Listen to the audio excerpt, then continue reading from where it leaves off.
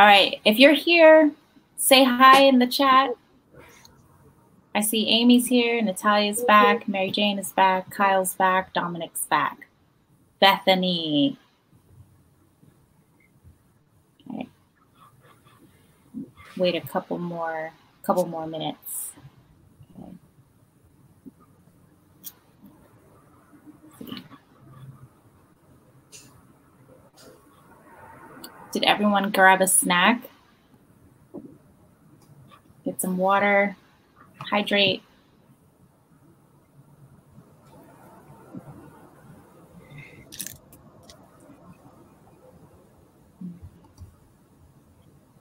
Oh, Ryan's here. Oh, Amy said she's waiting for food. Right. Okay, so other people will trickle in as they're ready. So let's get started. Thanks everybody for joining our last session for our third day of launch week. And you all are here because we're going to be talking about the elevator pitch, how to pitch your idea in 1 minute. So on Monday, we went over the rules for our pitch challenge that you guys can submit either on TikTok, Instagram, or Flipgrid tonight.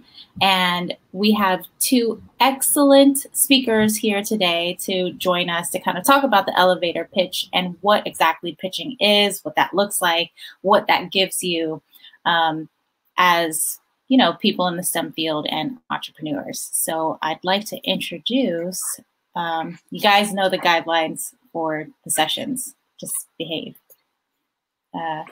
So your speakers are Stephen Green. He is the founder of PitchBlack, and PitchBlack is here in Portland and a couple other cities, right? Right, Stephen? Yep. And then Damola Omotosho, he's the CTO and architect of Swyft Studio. So I'll let both of them say a little bit more about themselves, and we'll get started. Go ahead, Damola. How's it going, folks? As mentioned, my name is Damola D. Omotosho, CTO and architect of Swyft Studios, a app studio. We make games that are culturally relevant, apps that are culturally relevant. This is in addition to my day job at Microsoft, where I am a senior software engineer. I help people build apps. I help them think through their ideas. But what I really enjoy is entrepreneurship, pitch competitions, those kind of things. I'm really excited to be here today. You know, I've heard a lot of really great things about the MESA program and just all the great things you guys are up to this week. So really looking forward to giving you my experience, talking to you a little bit about my experience doing pitch competitions and that kind of thing. Awesome. I'll go next. I'm Stephen Green. I'm an economist by training, which basically means I'm pretty good with spreadsheets. I wish I was as talented and creative as Damola, you know, but you know, somebody has to do the boring business stuff that we all need. Grew up here in the Portland area, went to a low high school, spent the other half of my life growing up in Detroit, Michigan. And by day, I'm the COO for Pencil Inc. We're a footwear design school. We train people around the world because, you know, a bunch of great brands around the world. And I started PitchBlack 5 years ago, working with Black founders around the country. We've done events in Portland, Seattle, Austin, Washington, D.C., Philadelphia. And here in Portland, we've had 48 people pitch over the last 5 years, and they've gone to raise over $40 million for their ideas. The second year winner is with us today, Damola. He crushed it. And so, you know, I'm honored to be asked to be here today with the young folks to talk a little bit about kind of what we've learned and hopefully help you along the way. And we do have a video for you from that 2016 PitchBlack competition. So we can play that now.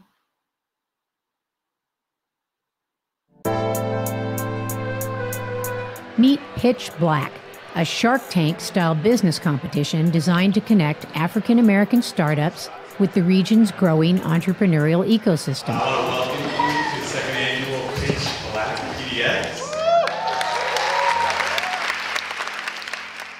In its second year, PitchBlack drew a sold-out crowd and 10 Black entrepreneurs who pitched their ideas before a crowd vote determined the 3 favorites.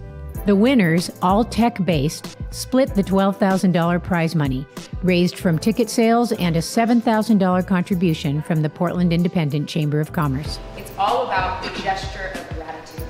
Client Joy makes it easy for corporate clients to send gift boxes to their customers and partners, and was one of PDC's Startup PDX Challenge winners 2 years ago. CutUp is developing an online platform to connect people, particularly people of color, to barbers and stylists.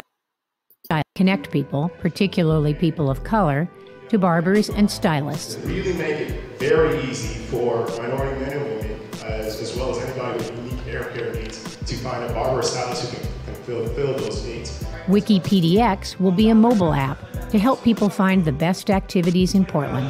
Within an hour, you can kind of go to the beach, to the city, back up to the mountain. The message coming out of PitchBlack to entrepreneurs of color is, yes, you can do this.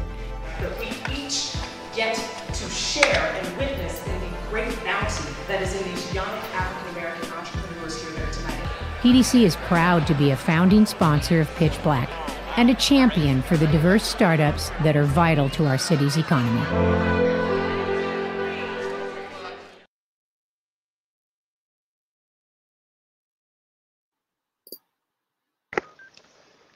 Seems like it was just yesterday.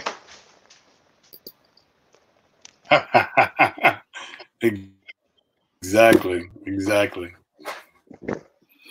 So, Stephen, can you tell us more? Like that video, it was a great kind of recap video. Can you tell us more about PitchBlack and how it came to be, and what it looks like now?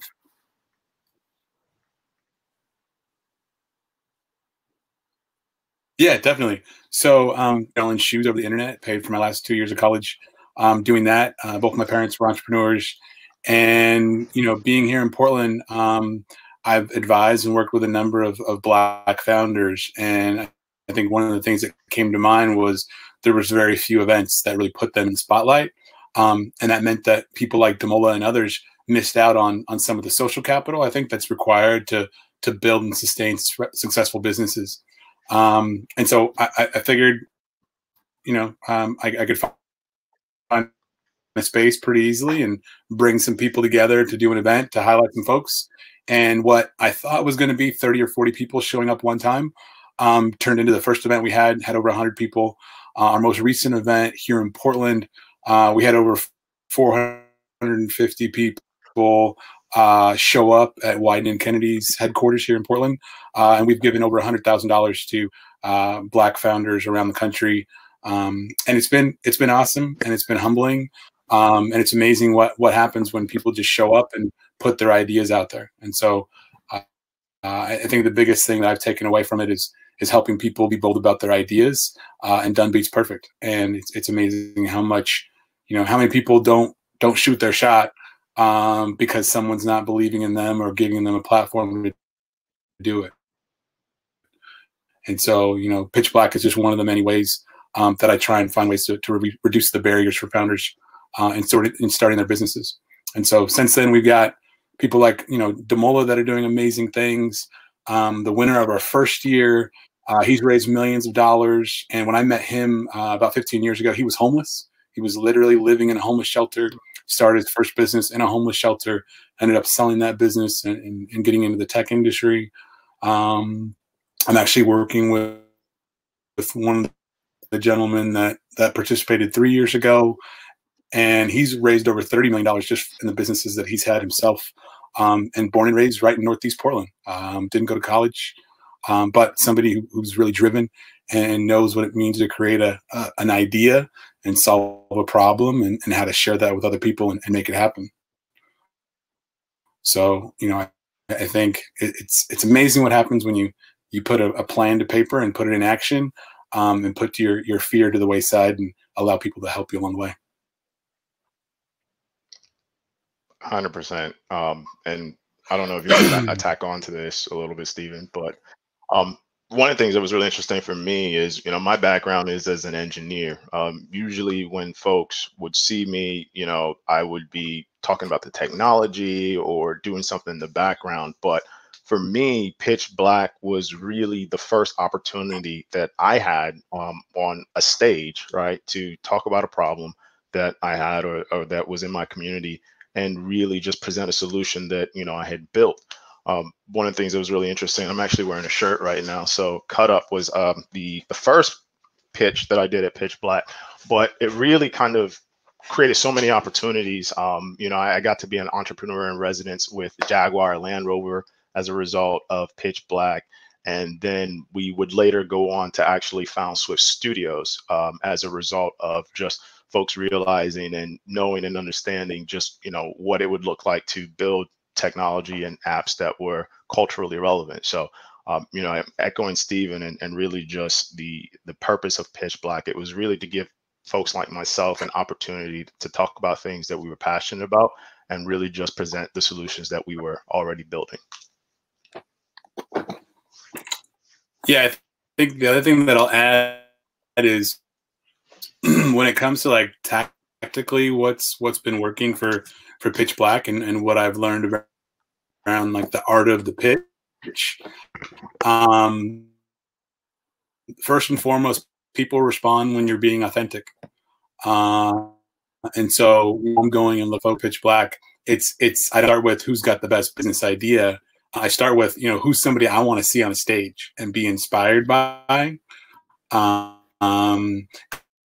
And those kind of folks, can have an idea about anything, lean in. And so, the important is start with being authentic. And whatever that means for you. I got a chance to do a TED Talk, and I remember my coach just telling me, like, whatever you do to be comfortable, like that's what you need to be able to do, because people are going to respond to you being 100% yourself. And so when you're pitching, that comes across to who your audience is. So, find a way to be your most authentic self, and remove the barriers that do that. I think one of the big barriers when you're speaking to an audience and doing a pitch is whenever you're reading from paper, people sense that, and it saps your energy.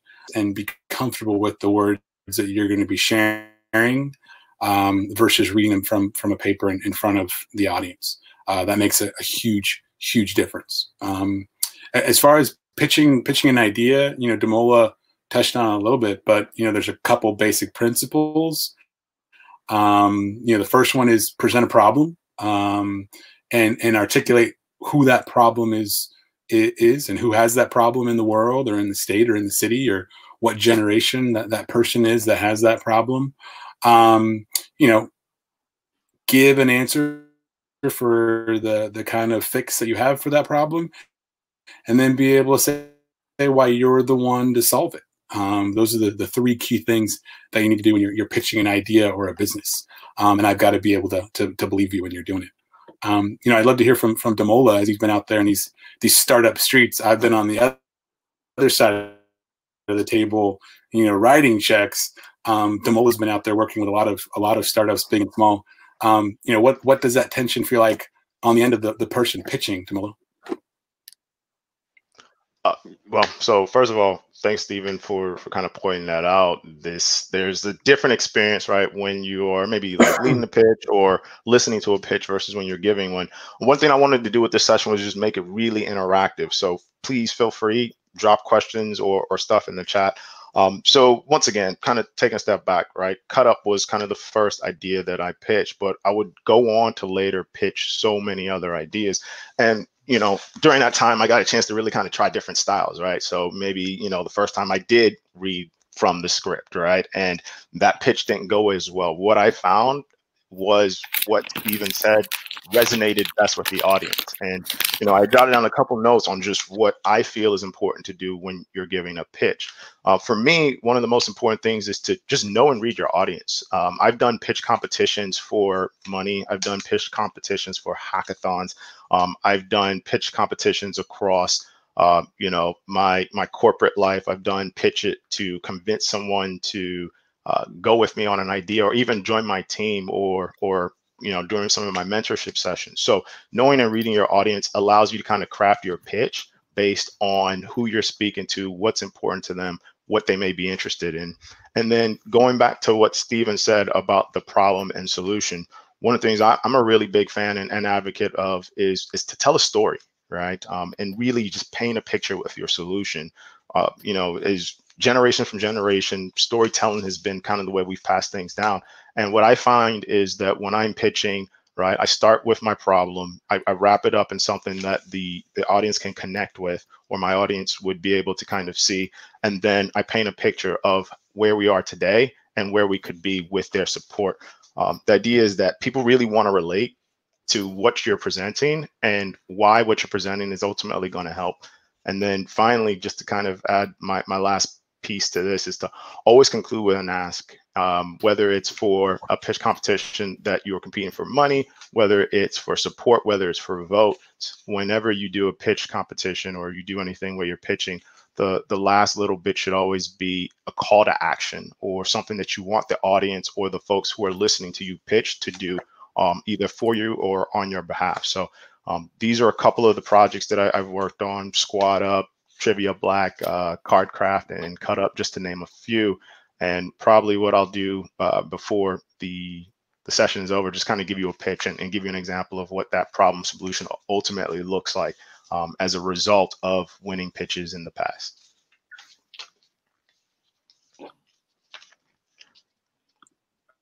I'm going to hop into the Q&A really quick just to see if there's. I think the other thing that's. Yeah, there are a couple questions in the Q&A. So let's take Amy's questions first. And this probably applies more to Damola than Stephen. What kind of games do you create? Do you use code? So I can pull up that presentation again. Absolutely. And actually, well, why don't we play one of my games? So I do a lot of different types of games, but the one that I'm really excited about right now is actually a game called Trivia Black. And just to kind of give you, once again, that pitch. So let me know if this is you. Essentially, coronavirus 2020 has got you down, stuck in a house. I have a question before we do this. Are these questions age appropriate? Yes, they are, and they will be. They Thank should you. be. Thank you. But yeah, so, you know, once again, starting off that pitch, 2020, in the house, coronavirus, how do you stay connected? How do you stay in touch with your friends? Well, are you good at trivia? Do you have a preponderance for Black Girl Magic, sports? Download Trivia Black. Trivia Black aims to solve the problem of keeping you in touch and keeping you connected with your friends during COVID times. So what does that look like? Looks like this. So I'm going to go ahead and play a game, and I'm actually going to keep it in the, well, we'll go classic mode. And the idea behind this is really you can play against anyone in the world, or you can search for your friends. And then from there, you know, actually, here's what we'll do. We'll play against Eric. And then you're able to start a match. And the idea behind this is you spin.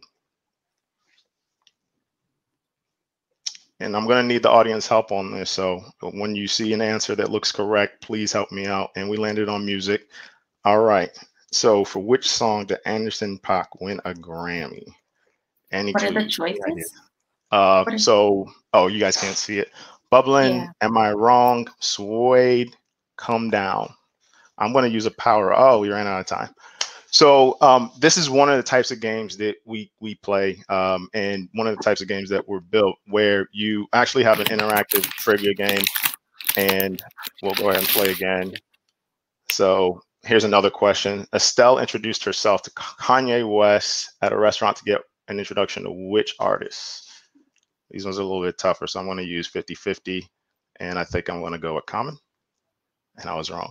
But this is built using a technology called Flutter, and is just one of the examples of the apps that I build and that we build with Swyft Studios. Okay. Other questions? Yes, we did have another question. So you all said that we should know and read our audience. However, our students in the competition they're doing this week, they're doing pre-recorded pitches. So they won't get to see their audience, which is other students, during when they're like recording their pitch. Do you have any advice here? Yeah. So what's great about the fact that it's other students is you already kind of know your audience, believe it or not. One of the things that Stephen touched on earlier that I thought was really important. Oh, sorry. I think, Stephen, you may be breaking up. Mm-hmm. Stephen, if you turn off your video, we can probably be able to hear you better.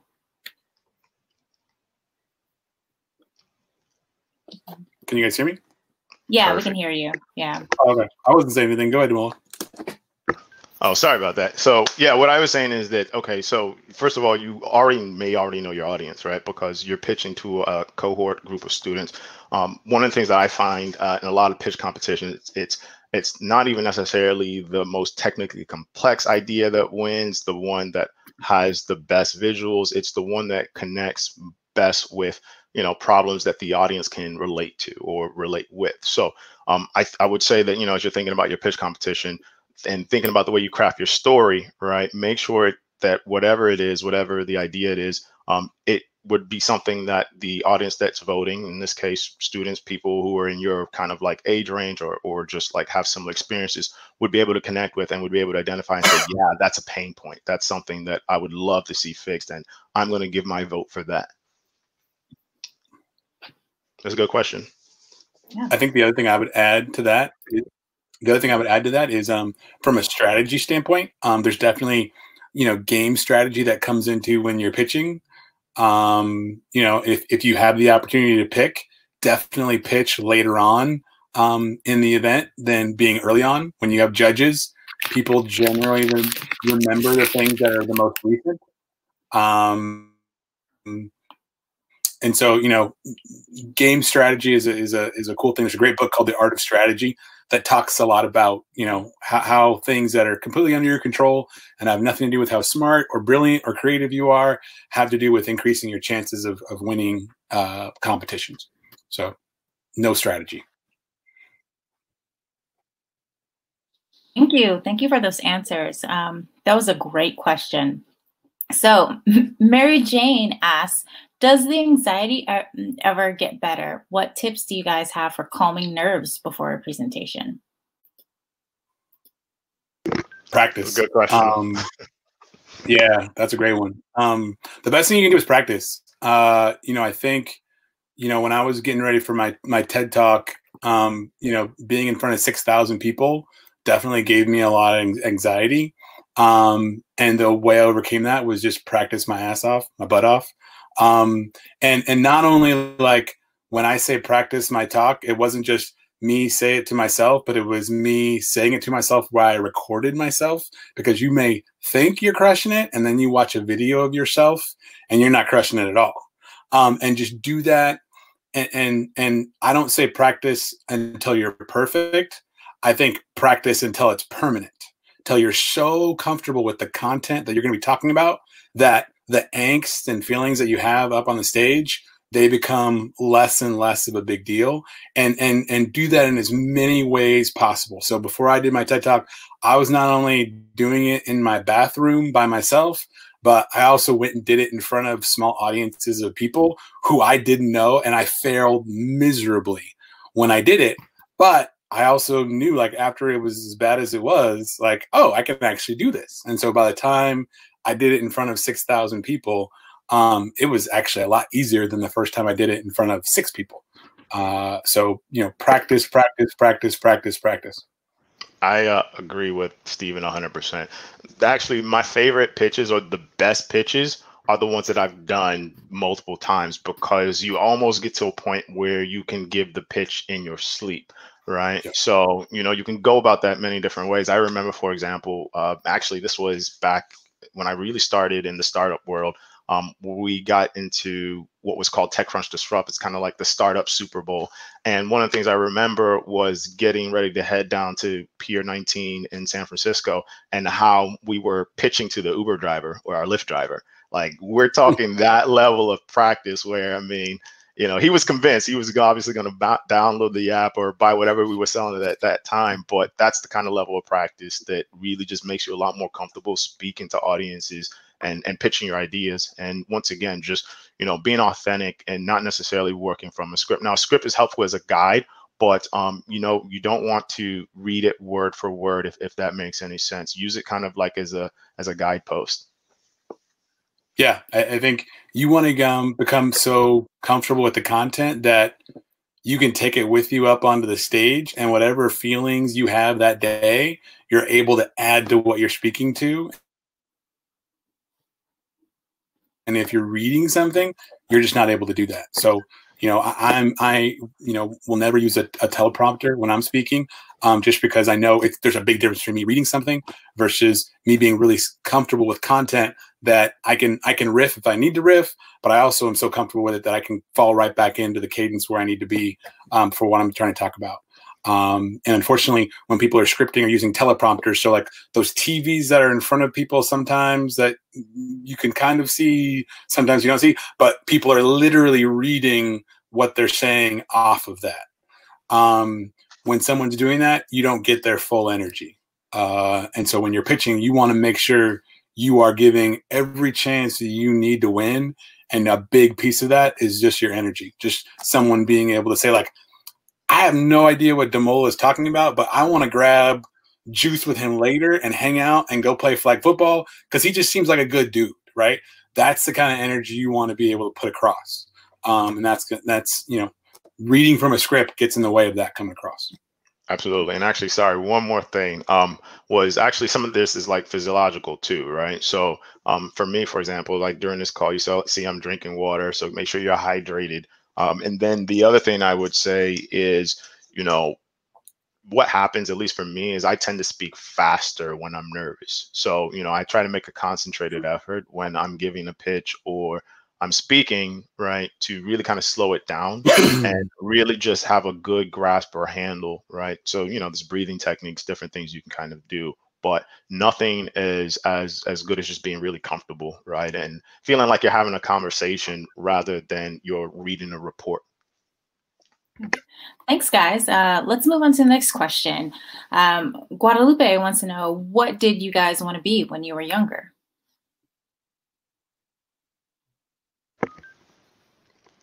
So I'll go first. I actually, funny enough, I thought I was going to be a lawyer when I grew up. So most of my, you know, youth and most of the time that I was really kind of getting ready to go off to college, I was, you know, studying to be a lawyer. I actually got into college as a lawyer. The most math that I had before I got to college was Algebra 2.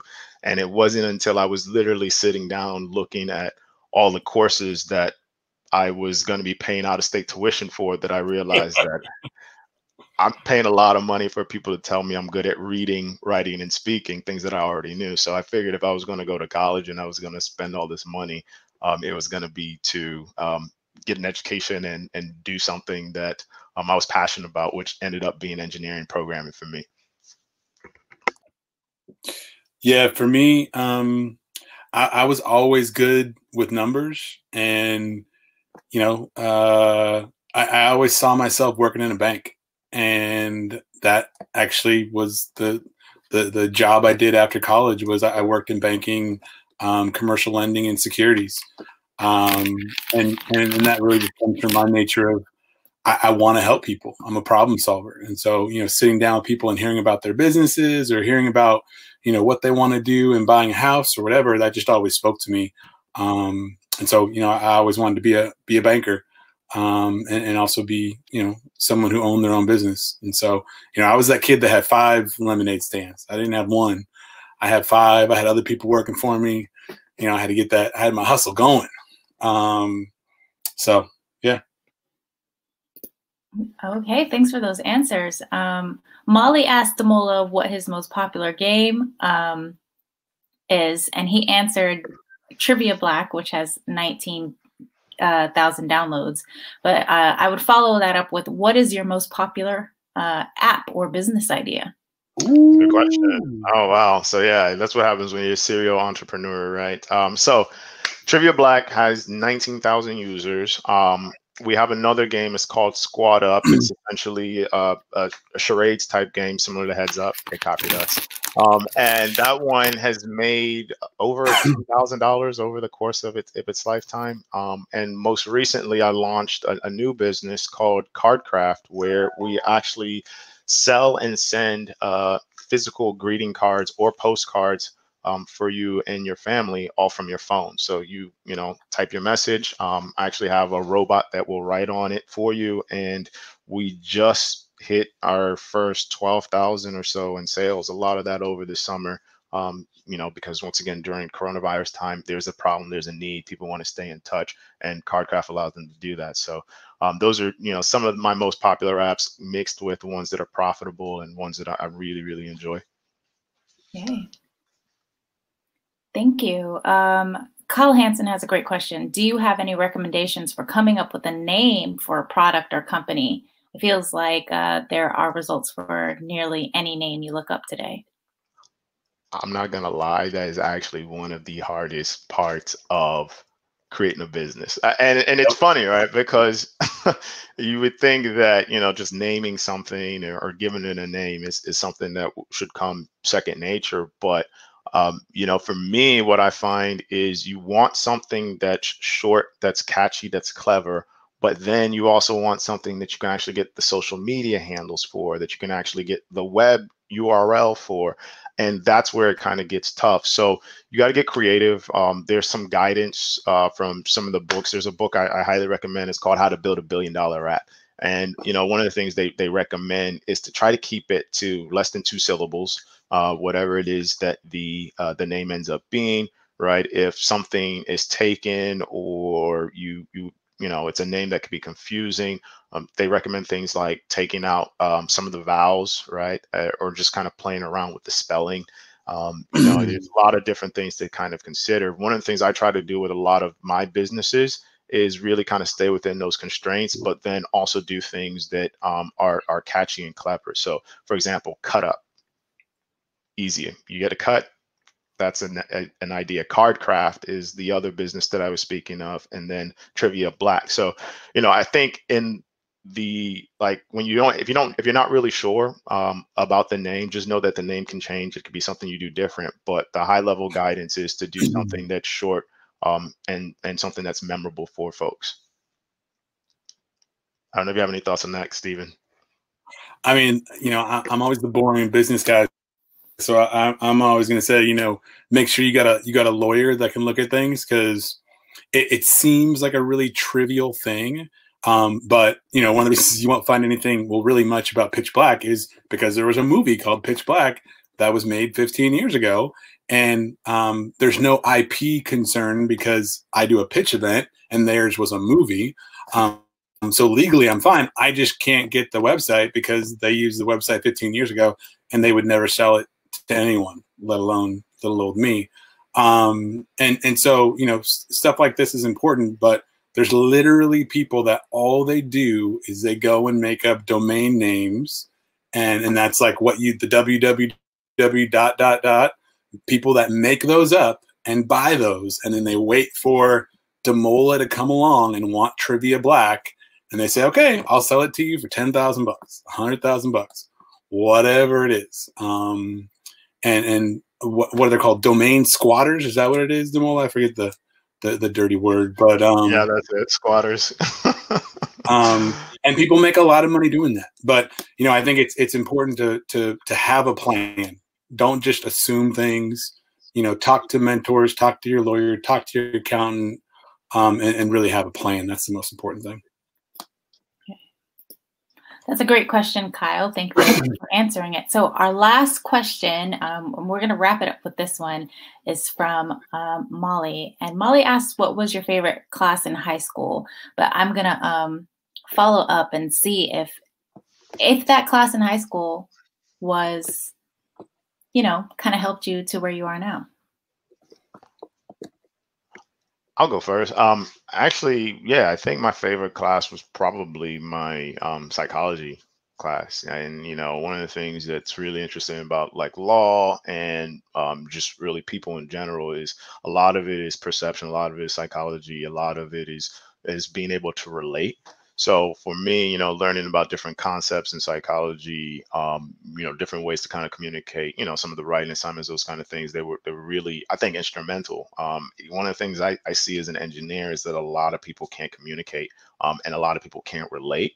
And I think that you're not going to be as successful as you could possibly be if you don't kind of work on and master those skills, right? I mean, and let's be clear, like I love just being on the computer, coding away, like being in my office. I live in this office, Bianca will tell you.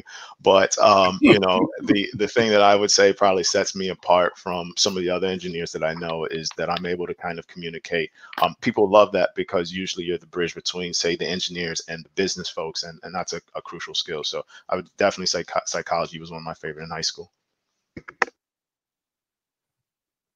High school for me, I would say personal finance. Balancing a checkbook, which kids these days, I don't even know if they know what checks are. But that whole idea of debits and credits and making money and having your money make you money, that just kind of blew my mind, where you could have money sit somewhere that you don't touch and it's making you more money magically. Like that was a game changer. But to Damola's point, like, it doesn't matter what industry or stage of business, if you don't master the ability to communicate with other human beings, you just won't be successful. And I think that's one of the realities. I think there's a glamorization of the tech world right now. And yes, coding is a big piece of that, but less than 10% of people that work at tech companies know anything about code, right? They're on teams and HR and accounting and leadership and project management, and all that stuff is predicated on being able to communicate with other human beings. And as more and more tools become available, we're building teams that communicate, and people speak different languages. And so really being able to master doing that is really, I think, what sets people apart and can really help you take off and go from being just somebody who's really, really smart to someone who's not only smart but can make an impact and be effective and sway people. And that's an important thing to be able to do in your career. All right, thank you guys for coming today and answering those questions. I know that Cassie has one more question, but Damola is going to answer it in the chat. And it's about any advice on how to start your own business. And I feel like that's a long conversation. So just do it. Do it today. Like, go get a domain name today. And I mean, literally, you can start a business online in 7 minutes. If you got access to the internet, you can go to filinginoregon.com and you can register a business and be a legit business. It's never been easier or cheaper than today to start a business. And I think people talk themselves and think themselves out of it. But just go and do it. And I think that's working with founders. Like 3,000 other people have the same idea as her. Only one person is going to move forward. Right. And so just go and do it. All right. Thank you, guys. Thank you. I am sharing right now.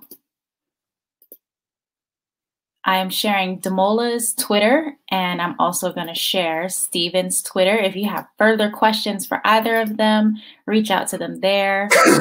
If you didn't see those, check out the handouts tab in offers. Okay. And just to kind of remind you all that tonight is when you have to submit your pitch videos by. So we all went through questions. So they're due at 11:59 p.m. Remember, it's a really casual competition. You don't have to spend that much time on it. You can submit on TikTok, Flipgrid, or Instagram. And I am sending out the rules again right now. You should see that pop up. The pop-up will still be in the offers, handouts and offers tab. Okay. And once again, you guys can enter the raffle by doing feedback for this session. Okay, so we are at 5:59 p.m. We end at 6.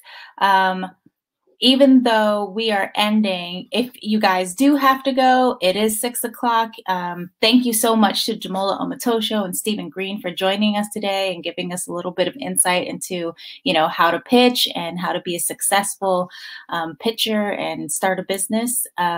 But I did want to invite Daniel onto the call. Daniel has been filming the videos for you guys, the college cram videos that we've been sharing at the end of each day. And he has one more video to share. So if you can stick around to watch that, that's about another 10 minutes. But if you have to go, it is 6 o'clock. And we thank you for being here. Also, tomorrow, remember, is the Design Challenge finale. We'll be voting and watching all of the pitches tomorrow. Then there's going to be an intro to the new programs for the MESA school year, and we'll have a closing ceremony where we'll announce all the winners. So if Daniel wants to come online, he can kind of introduce himself and show you guys the new videos. Hey, can you hear me? I can hear you. We can't see you. Okay, amazing. So hey guys, I just want to introduce this next video. Unfortunately, like the other 3, it is not a Daniel original, but I actually found a professor, Jerry, who's actually the invention bootcamp leader, and he kind of did a tour of the engineering building. And so I thought for all you lovely students who might be interested in seeing kind of what your place of study might be like in the future, you'd really enjoy it. So let me cue that up and I'll get it started.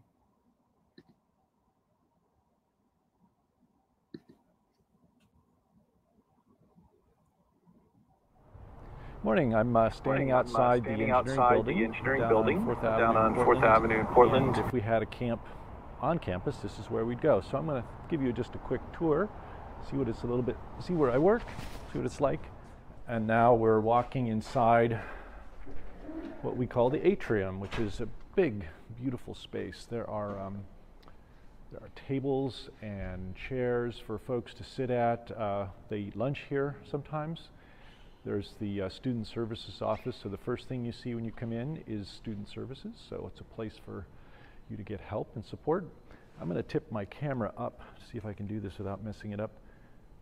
This is the atrium. It's 5 stories up.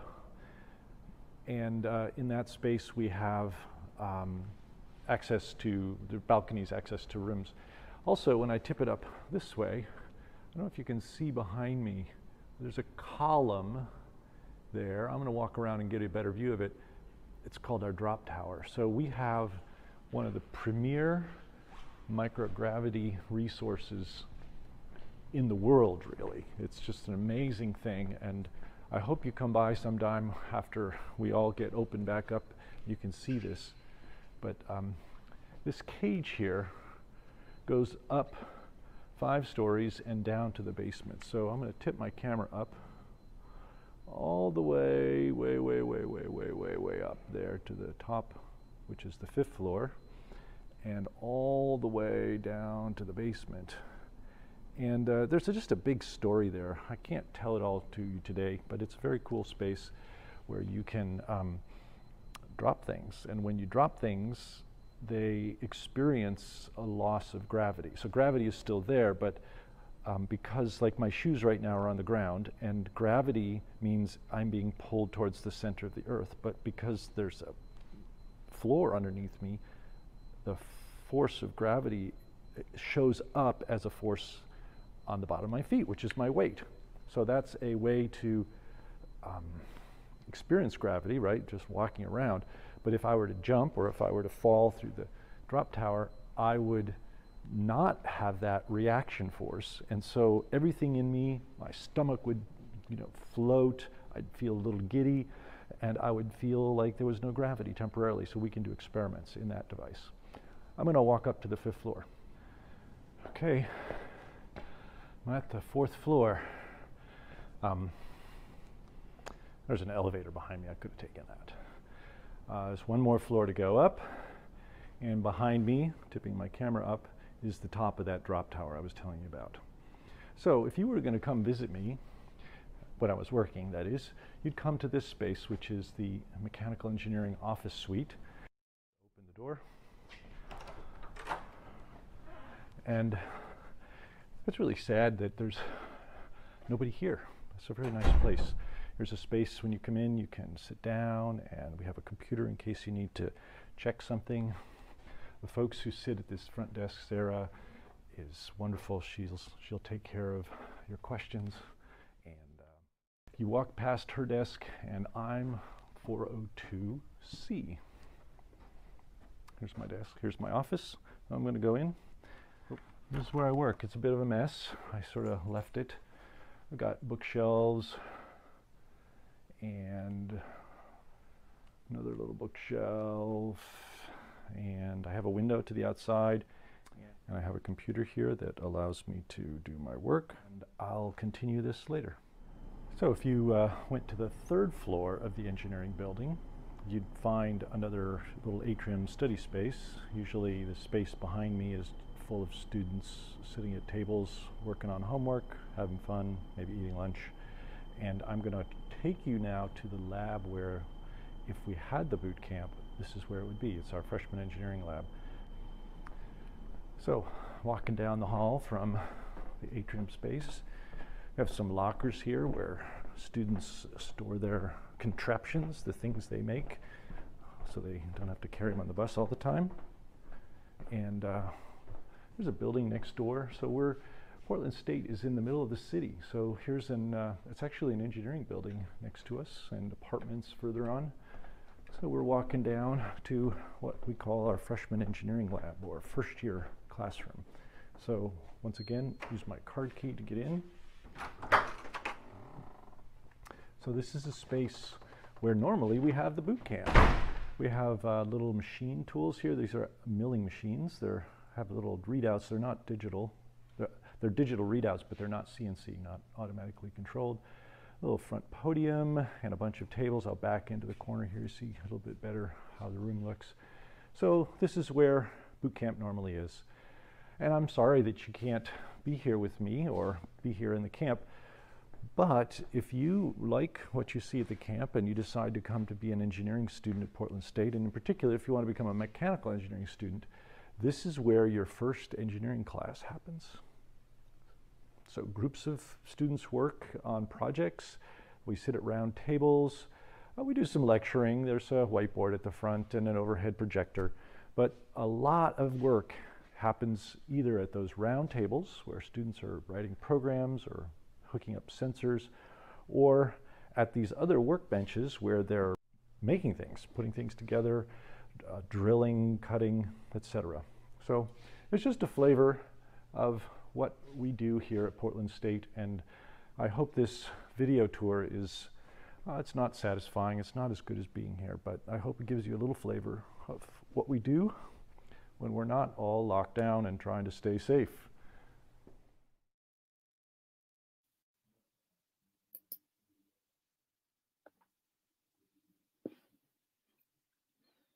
All right. Thanks for showing that to us, Daniel.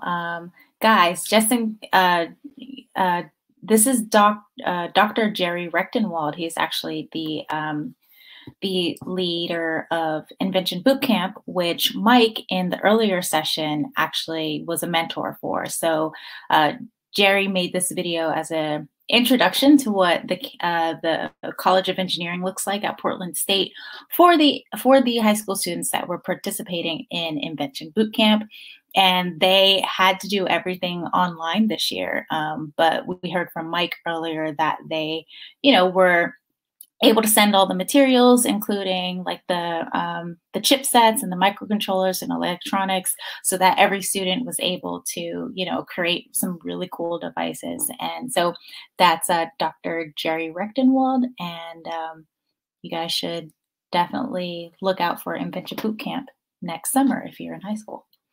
All right, so this is the end of day 3. Thank you all for being here, staying a little bit later, and we'll look out for you guys tomorrow. So if you haven't submitted a video, please submit one. There's going to be prizes, so go ahead, take a look at the rules. The rules are in the handouts. But everyone take care. Have a good night. See you tomorrow.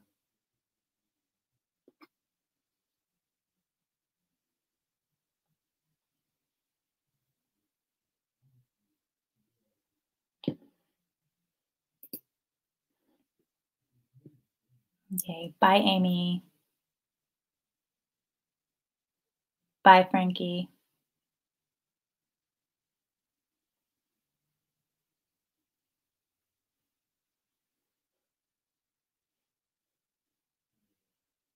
Bye, Kyle. Oh, well, good luck with your math homework, Kyle. Okay. Bye, Mary Jane. Bye, Molly.